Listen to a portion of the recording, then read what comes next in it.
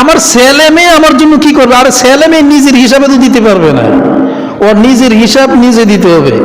আমিও তো আমার বাবার ছেলে, আমি আমার বাবার জন্য কি করতে পারতেছি? একটু নিজে প্রত্যেকে একটু খেয়াল করে দেখেন তো, এই একটা মিনিট একটু খেয়াল করেন না, 10টা সেকেন্ড খেয়াল করেন যে বর্তমানে যে আমরা আছি, আমরা কি করতে পারতেছি? আমার বাবার জন্য কি করছি, কি করতে পারতেছি? বড় জোরে একটু হাত তুলে একটু দোয়া করলাম, সপ্তাহে একবার, মাসে একবার, বছরে একবার, আর না তো 12 বছরে একবার।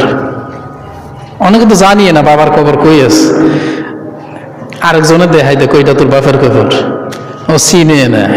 নাদাউল মাওয়াজিনাল কিসত লিয়াউমিল কিয়ামা, এখান থেকে তোমাদেরকে সেখানে যখন না কিয়ামতের ময়দানে হাজির করা হবে, সেই দিন আমি তোমাদেরকে যে যতটুকু করেছো, ওই যে আমলনামা, সেই আমলনামা থেকে তোমাদেরকে পরিপূর্ণভাবে ভালো করেছো, ভালোগুলো আমি তোমাদেরকে বুঝিয়ে দেব, খারাপ করেছো, খারাপগুলো তোমাদেরকে বুঝিয়ে দেব।